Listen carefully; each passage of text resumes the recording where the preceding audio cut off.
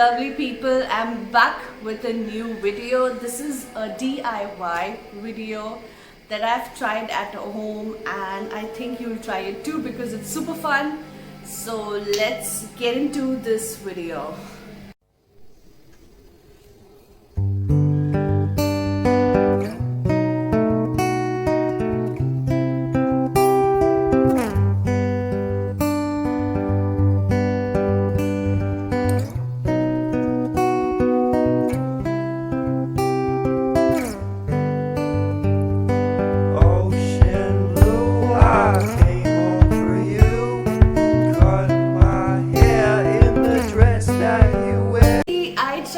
Reuse the papers that were in and around the house.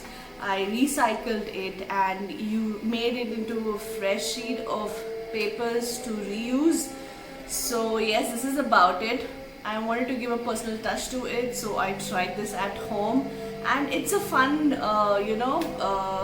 thing to do if you have to give a card to your friend on their birthdays, or just in case if you're just missing them, just write them a note in your handwriting on the handmade paper. I think that would be the happiest thing that they would ever receive, because gone were the days where people used to write letters to each other. So yes, hopefully this will motivate you to do something about it.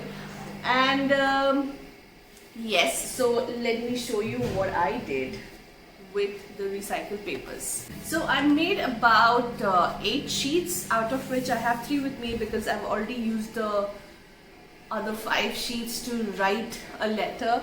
So I'm just wishing they like it because they're about to get it.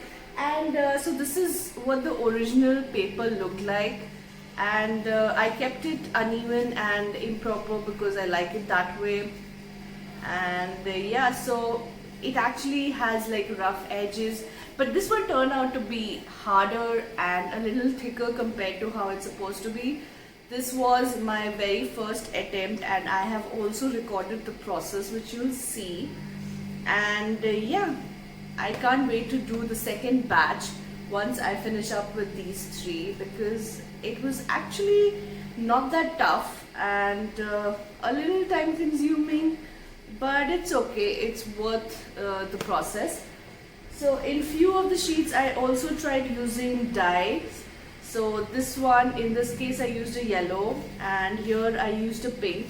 This is the one that goes on my refrigerator because I like to show off to people who come home because I made it. So yeah, this goes on my fridge because yeah.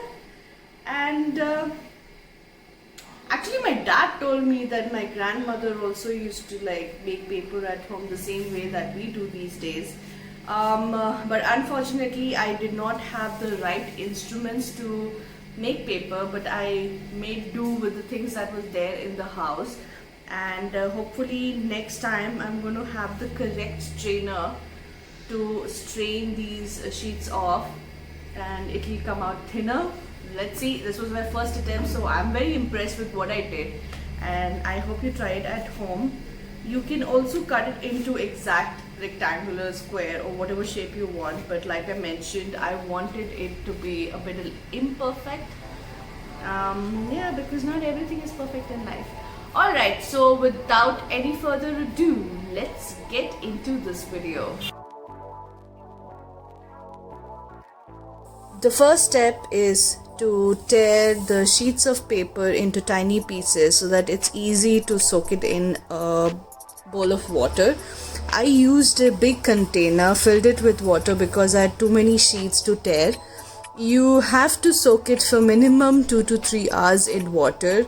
Best results would be if you soak it for 24 hours because the texture would be softer and easier to process. Depending on your time, patience level, you can figure out the time duration, but at least minimum 2 to 3 hours is necessary, depending on the kind of paper that you are planning on recycling.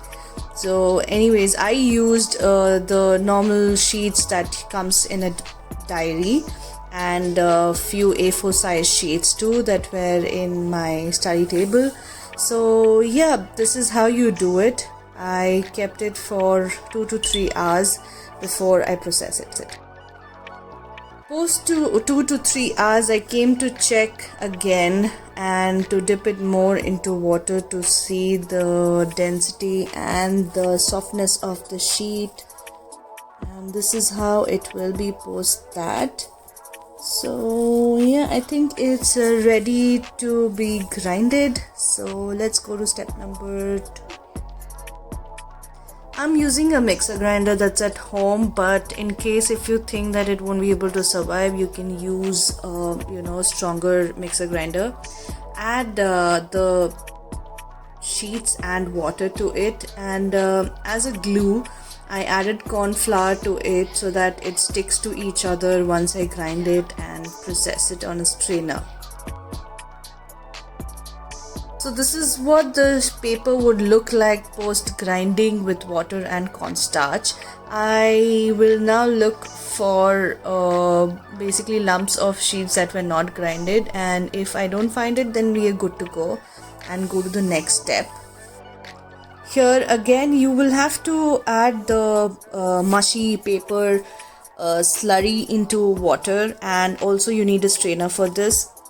Dab the entire mushy on the strainer so that the water strains out from the strainer and makes it dry.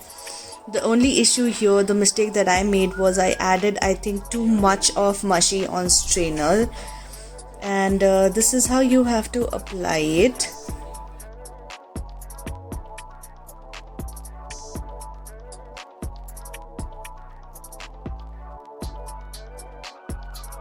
It's time to remove water from the slurry paper material. So I used a smaller towel to absorb the water and then remove the water content from the paper.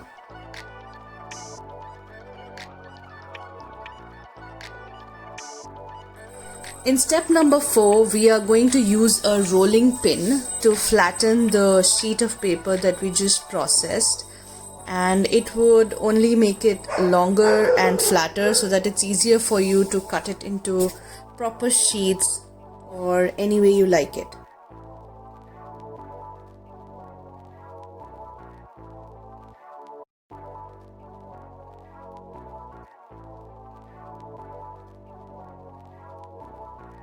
So this is what my sheet looked like. It has rough edges and weird gaps which you can easily cut with a pair of scissors, but I kept few of them with these rough edges because I liked it that way, and you can create whatever shape you want. So yeah, this is about it. You have to keep the sheet of paper under the sun for about 24 hours, but I didn't have the patience, so I used an iron box to generate heat and dry it up a bit. I think because of which it got a little more tougher and harder compared to how it's supposed to be.